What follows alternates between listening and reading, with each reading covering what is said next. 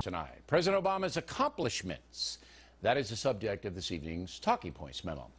With the president taking heavy criticism over the Syrian situation, and believe me, that will be part of his legacy, it is instructive to look back at what Mr. Obama has done over the past 5 years.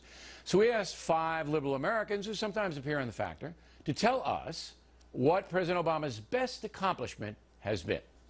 Kirsten Powers believes that preventing a depression is the high watermark for Mr. Obama. That's kind of speculative, but the president did pump enough assets into Detroit to save some car makers from bankruptcy. However, Forbes magazine rates the bounce back from the recession under the president as the weakest economic recovery since the Great Depression. Alan Colmes says passing health care reform is Mr. Obama's best achievement. Jamu Green agrees with that. But if you look at Obamacare, you see 2 things. It has slowed hiring, at least among some small business concerns, and the implementation of it is chaotic to say the least. So there's that. Marc Lamont Hill cites bringing the troops home from Iraq and Afghanistan as the president's signature achievement. No doubt the president did that. History will define the consequences, but that will take time, so don't really know. And finally, Leslie Marshall opines that killing Osama bin Laden is Mr. Obama's biggest accomplishment. I'd expand that. I believe that Barack Obama's legacy will be positive on the terror hunting side. With his tough policy on drones, he's devastated al-Qaeda and badly hurt the Taliban leadership hiding in northern Pakistan. Ironically, the president's core left-wing supporters generally oppose the high-tech attacks on the terrorists. But Talking Points believes that is Mr. Obama's strongest positive. Now his overall legacy. The economy's still soft after 5 years, with working Americans actually losing ground in salaries. Not good, not likely to turn around, because Mr. Obama's administration generally does not help business. On his watch, the national debt has risen by an astounding $6 trillion. That's a scandal. And there's no end in sight, as Democrats do not want to cut spending. The national debt is America's biggest problem. On the president's watch, Americans believe that China has overtaken the USA as the world's most powerful economy, according to a Gallup poll. And U.S. foreign policy is confusing, to say the least, as the Syria debacle proves. Iran continues to develop nukes, with Putin supplying materials to them. North Korea also upping its nuclear program. No resolution on Benghazi or on Palestine, and Egypt is in chaos. In fact, you may remember that during my Super Bowl interview with the president in 2011, I challenged him on Egypt and the Muslim Brotherhood. The Muslim Brotherhood, great concern to a lot of people. They're a threat to the USA.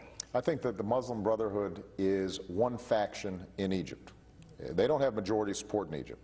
But they are well organized, and there are strains of their ideology that are anti-U.S. There's no doubt about it. But here's the thing that we have to understand. There are a whole bunch of secular folks in Egypt. There are a whole bunch of educators and civil society in Egypt that wants to come to the fore as well. And so it's important for us not to say that our only 2 options are either the Muslim Brotherhood or a suppressed But you don't want the Muslim Egyptian Brotherhood. people.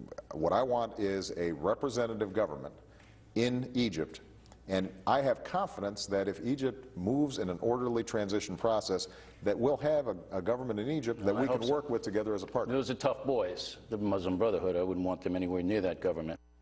And of course, it happened that the Muslim Brotherhood seized power, it's chaos, and the military is running the show, and there you go. So all in all, the president, after 5 years, not really accomplished very much. Congress is in disarray. We're a divided nation. Syria has spotlighted the weakness we have in Washington, and it's disturbing. Today, meeting with the Russians in Switzerland, Secretary of State Kerry trying to find a way out of the Syrian mess by embracing a plan that would allow somebody, we don't know who, to disarm Assad's chemical arsenal. Expectations are high. They are high for the United States, perhaps even more so for Russia to deliver on the promise of this moment. This is not a game. It has to be real. It has to be comprehensive. It has to be verifiable. It has to be credible.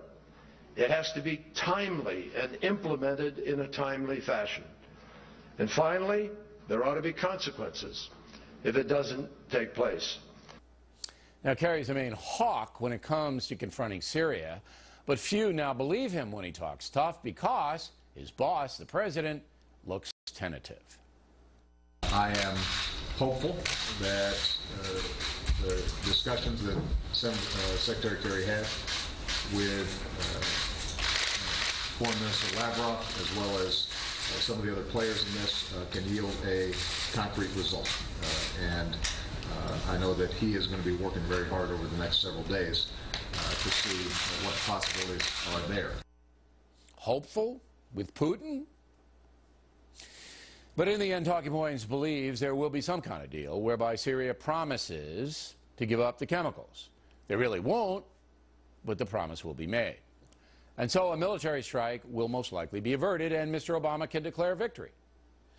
But most Americans are finally realizing, and I mean that, finally realizing, that this country is losing power on almost all fronts.